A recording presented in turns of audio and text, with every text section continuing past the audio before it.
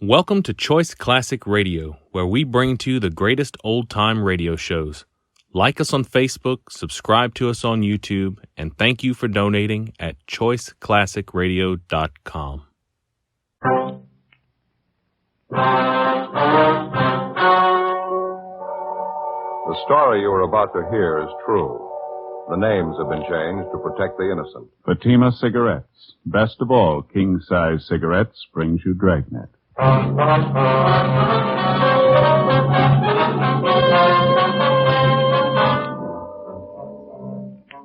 You're a detective sergeant. You're assigned to homicide detail. A 22-year-old girl has been abducted. Her family receives an anonymous message. The abductor demands $30,000 for the safe return of the girl. Your job? Get him.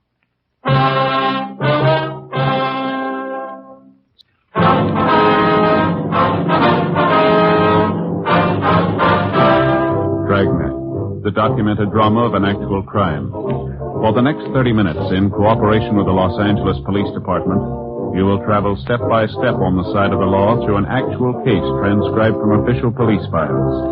From beginning to end, from crime to punishment, Dragnet is the story of your police force in action.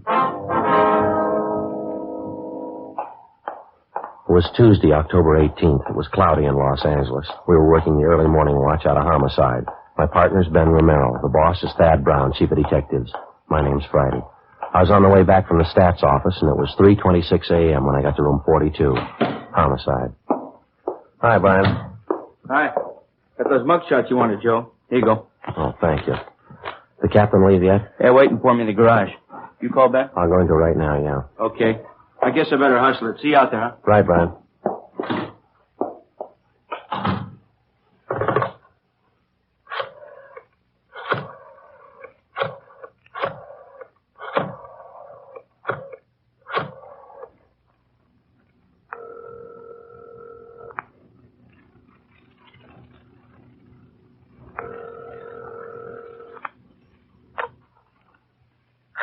I'm sorry to wake you, Ben. This is Joe. How you feeling? Hi, Joe. What time is it? 3:30 a.m. How's the sore throat? Oh, it's a lot better. Ought to be back to work tomorrow. Well, we need you now, Ben. You want to be ready in about 20 minutes? I'll pick you up. 20 minutes?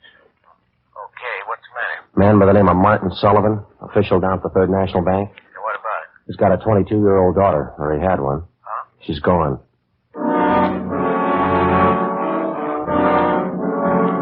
Less than 14 hours before, at 1 o'clock the previous afternoon, Judith Sullivan was last seen driving off in a car with a man who'd represented himself as a friend of her father's.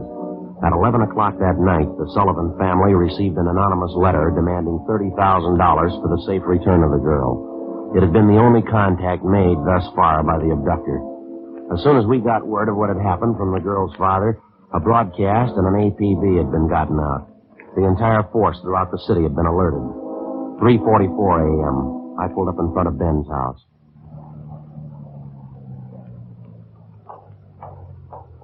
Good morning. Hi. You made good time. Where are we headed? The Sullivan home out on Castro Boulevard. Thad Brown's out there now with Brian. Any leads to go on? No, not so far. The girl disappeared a little before 1 o'clock yesterday afternoon. Note from the abductor came through last night. They're asking $30,000. Oh, I don't get it. Sullivan hasn't got that kind of money. Yeah, I know that. Poor guy's almost out of his mind. Mrs. Sullivan, too, they're all broken up. Well, fill me in. How'd it happen? Well, the girl was taken from a business school that she goes to. Man had her called out of class. He told her father was sick. Said he was a friend of the family. How about the teachers? What was their story? Well, they said the girl didn't want to go with the man at first, but he finally talked her into it, kept telling her her father was dying. Yeah, lousy thing. Did he use a car? Yeah, blue sedan, that's all we know. Witnesses didn't get the make or the license number. Any description on the man? Yeah, they say about 5 feet 9, 160, brown suit and dark hair. Is that all? That's it. Here's a copy of the letter that the Sullivans got. You can read it. It's the usual. All right, thanks. I have your daughter, Judy. Get $30,000 quick if you want her back alive. Don't call police or I'll kill her. Contact you later, signed the Wolf. Who's he kidding? I don't know. I could think of a better name. Well, here we are.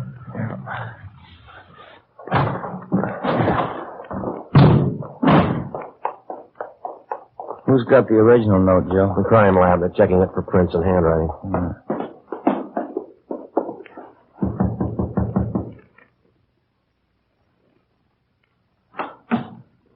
Hi, Joe Romero. In the living room. Thank you, Tom. That's the way I see it, Mr. Sullivan. You understand exactly what you have to do now? Yes, I'll do as you say. All right, sir. Here are the two men who will help you. Sergeant Friday and Romero, Central Homicide. All right, Mr. Sullivan.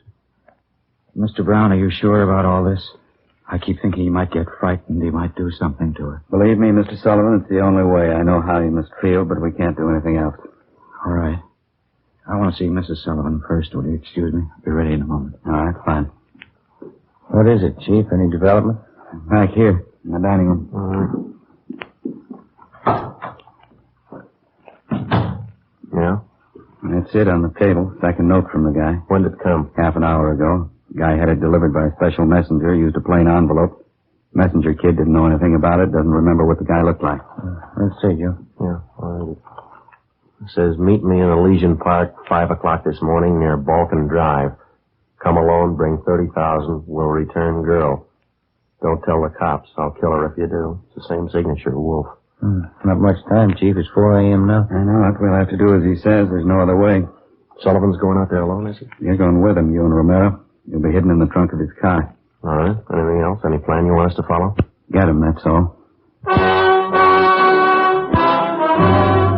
4:15 a.m. Ben and I went out back to the garage where Mr. Sullivan's car was parked. We jammed ourselves into the trunk compartment, and Brian closed the door on us. The latch was rigged so that we could push open the door from the inside. A few minutes later, Mr. Sullivan came out, got in the car, and we drove off.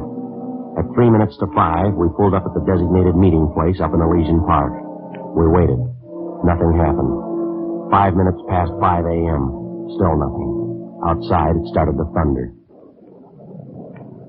Rain starting, man. Windy. Joe? Were you hear it? Yeah. A car coming up the road toward us, sounds like. Yeah. Wait a minute.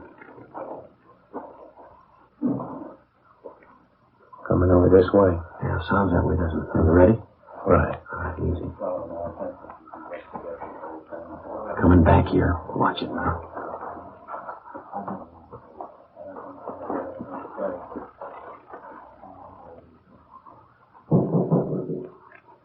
Friday? Romero? Chief, is that you? Yeah, come on out. Meeting's off. That's a break. In my leg. Mr. Sullivan, you want to drive back home? We'll contact you there. Yes, sir, all right. Come on. Let's get over to the car. What's the story? Did he scare off? Guy had no intention of following through with the meeting. How come? He told us he phoned a couple of minutes before 5 a.m. We tried to trace the call. He wouldn't stay on the line long enough. What did he have to say? A couple of things. Number one, he wants more money. Number two, he knows we're working the case. What was the reaction? Claims he doesn't care. We'll never get him anyway.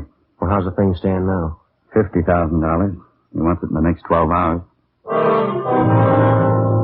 More than 16 hours had passed since word of Judy Sullivan's abduction had been phoned into homicide. During that time, an APB containing the descriptions of the suspect, his car, and his victim had been dispatched to law enforcement agencies throughout the entire area. The same descriptions were being broadcast every hour.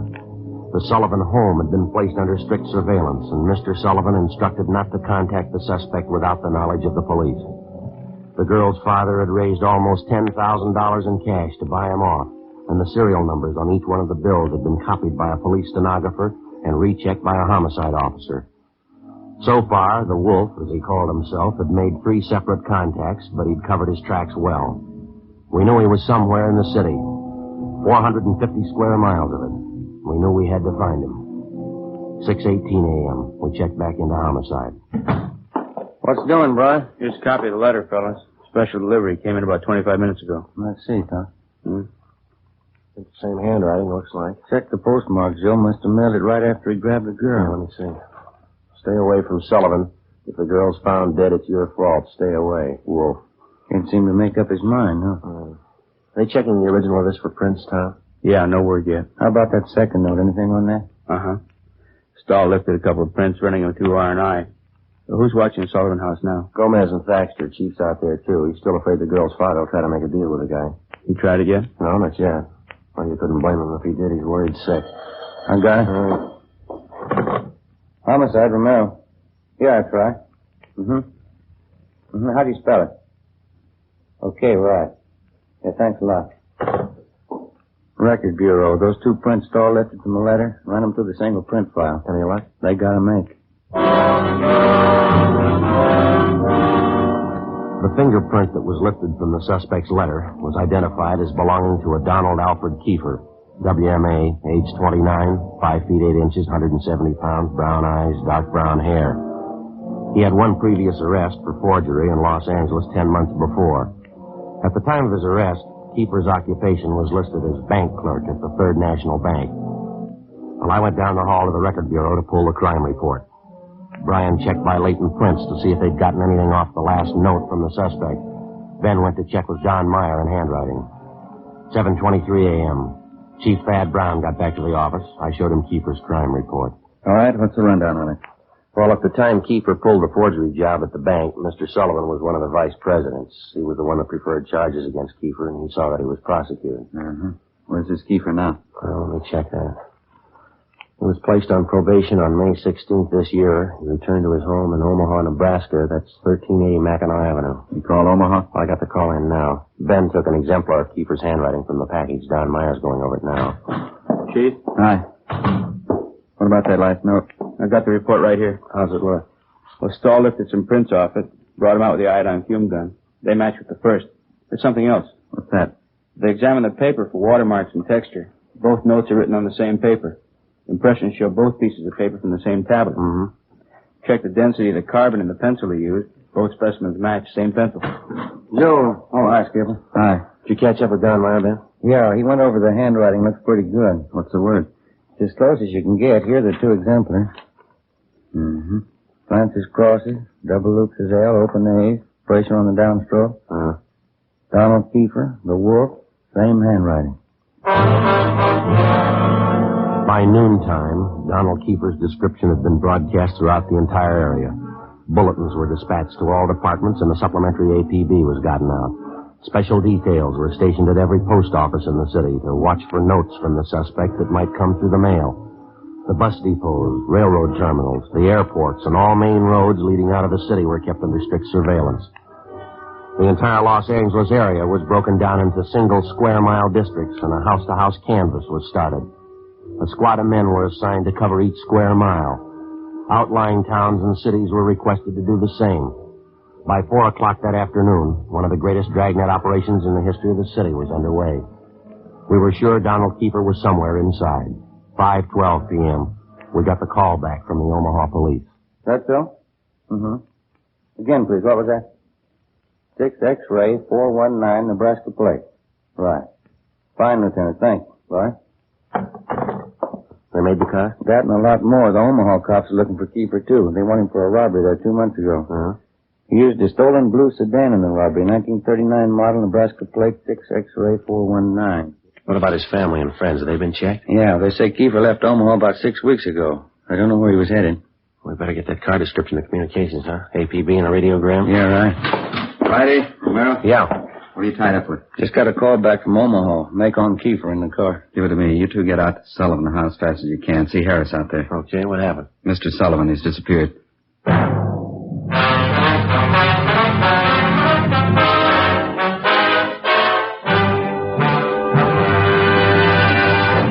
You are listening to Dragnet, authentic stories of your police force in action.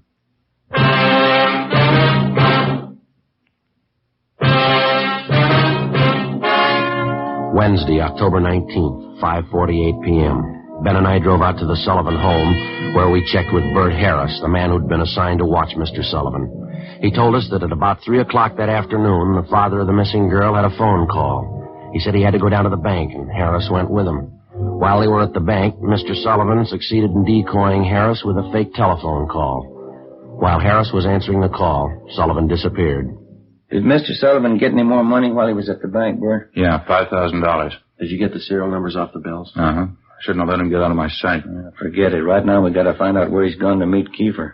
Did you talk to Mrs. Sullivan about it, Bert? Yeah, she said she doesn't know anything about it. Where's she now? Back in the sitting room, lying down. Well, let's try her again, huh? She might be able to help. Okay, it's back this way. What time you got, Joe?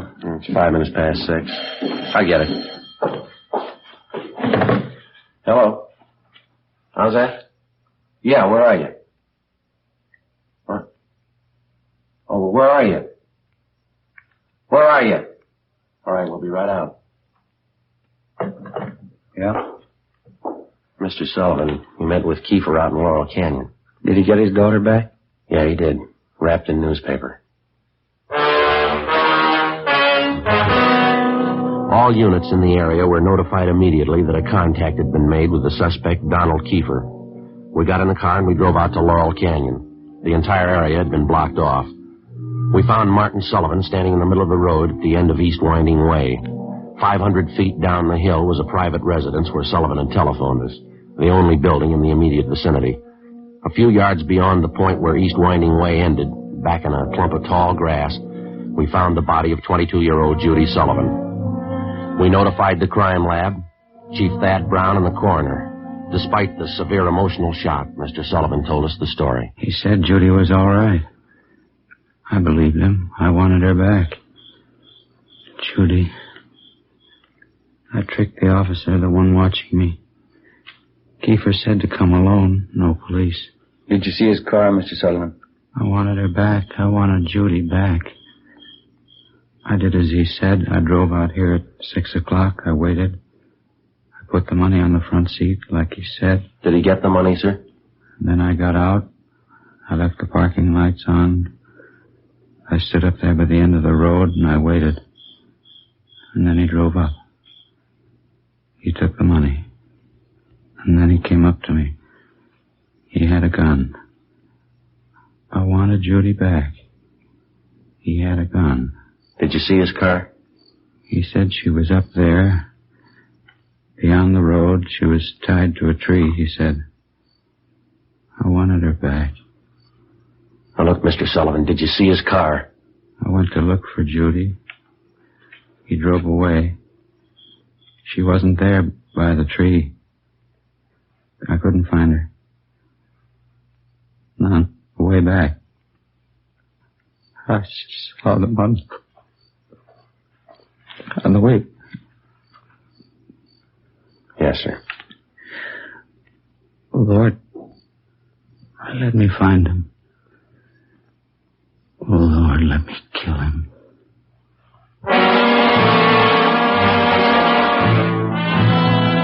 Before he collapsed completely, we showed the dead girl's father a picture of Donald Kiefer, and he identified him definitely. The information was immediately relayed back to Central Division and rebroadcast over our entire radio system. Teletypes were dispatched to sheriff's offices and communications sent to law enforcement agencies throughout the country. 9:52 p.m. The house-to-house search was intensified. The Dragnet operation in which we hoped to trap the killer was drawing slowly inward. A few minutes before midnight, Ben and I drove back downtown to the crime lab to check with Lieutenant Lee Jones. Hey, fellas, come on back. Anything yet, Lee? Just checking over these towels here. Found them wrapped around the girl's body inside the papers. Funny thing about them. What's that? All yesterday's papers. Every story about the girl's disappearance has been clipped out. Uh-huh. How about the towels? Any laundry marks at all, Lee? Nothing so far, Joe. Every one of them clipped off. Morgue post the body yet? You're doing it now. Nasty one. Yeah, it sure is. Any footprints or tire marks out where they found the body? No, lots of them. Got two of the men checking them now. One thing. What is it, Lee? I don't know. Under the seam here, this towel. Wait a minute. Give me that pair of snippers, will you, Joe? Yeah. Here you go. Thanks. Press back under the seam here. There. That's one tag he missed. Yeah, can you read the marking? Greenway Apartments, Los Angeles.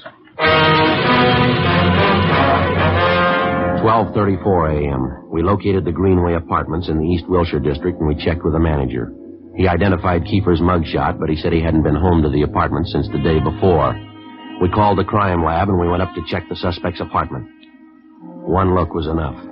Lieutenant Lee Jones found specimens of the Sullivan girl's blood in the wash basin and the bathtub drains. In an adjoining garage, we found the car which Kiefer had used. A blue sedan, Nebraska plates, 6 X-ray 419. A cancellation of the want order for the car was issued and a stakeout placed at the apartment and the garage in case Kiefer decided to return. All that night and into the next day, the citywide dragnet went on. There was no sign of the killer. At 10 minutes past 2 that afternoon, the first piece of ransom money showed up. It was at a used car lot on the corner of Beverly and Naylor Streets. 2 hours later, another piece of the money turned up at a busy downtown department store. In both cases, the man who passed the stolen money was finally identified as Donald Kiefer. Details were strengthened in both areas where the money appeared. The search went on, 6:42 p.m. Ben and I got a call to meet Chief Thad Brown at the Hollywood Division Station. Tommy Bryan from Central Homicide was with him. This is the way it stacks up now. This pin map over here, this is where we're concentrating the search.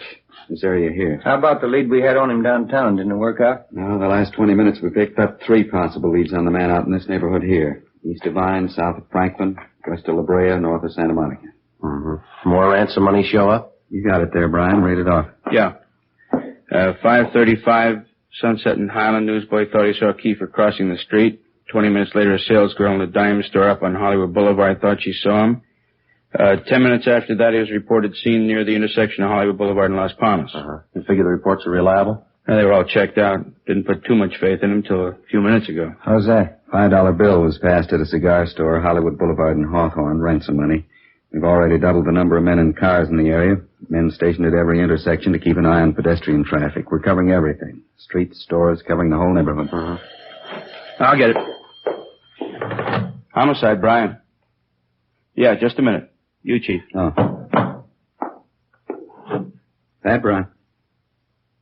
Yeah. Where? When was that? No, stay there. We'll be right there. Goodbye. Another piece of ransom money. Where'd it turn up? A theater on Hollywood Boulevard between Fairview and Hawthorne. Who passed the money? They think it was Kiefer? They're positive. They say he's in the theater right now. The information on Kiefer was phoned into communications immediately, and within a few minutes, men and cars converged on the neighborhood. The 1/2-mile area around the theater was completely blockaded.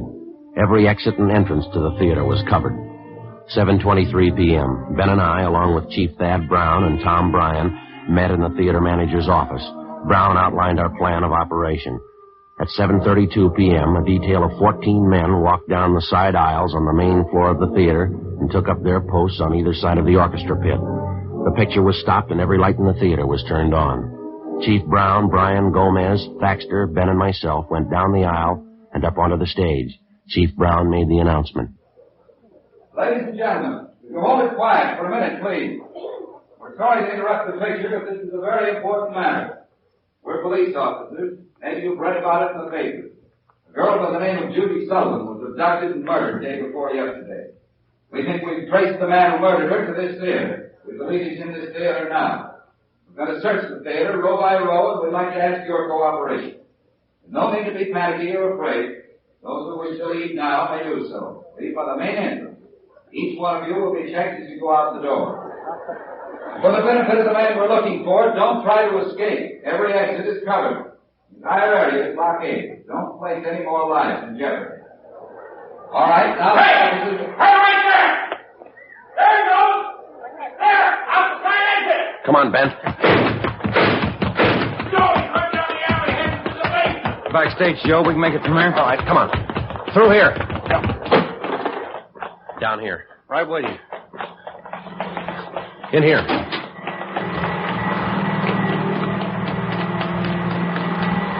Come on, over here.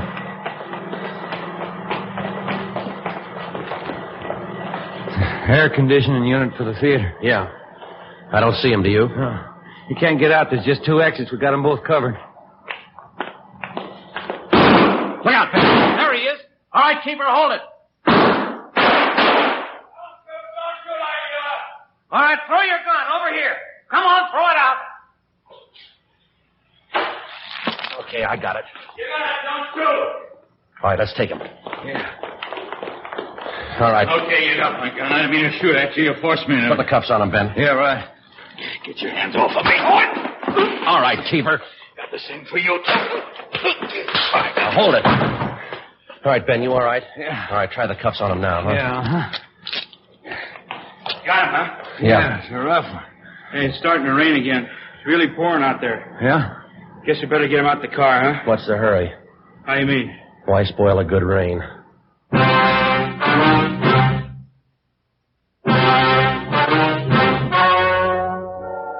The story you have just heard was true. The names were changed to protect the innocent. On January 19th, trial was held in Superior Court, Department 87, City and County of Los Angeles, State of California. In a moment, the results of that trial.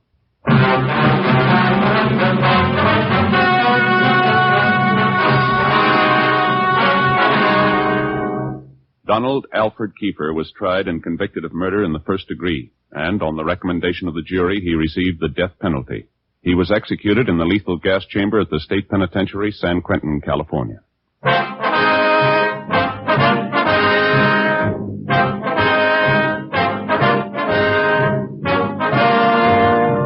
You have just heard Dragnet, a series of authentic cases from official files. Technical advice comes from the Office of Chief of Police W.H. Parker, Los Angeles Police Department. Barton Yarborough as Sergeant Ben Romero. Also heard were Whit Connor and Vic Perrin. Script by Jim Moser. Music by Walter Schumann. Hal Gibney speaking.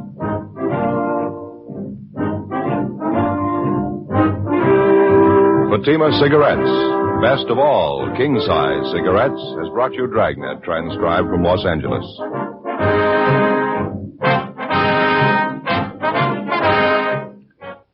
Counter Spy fights international intrigue next on NBC.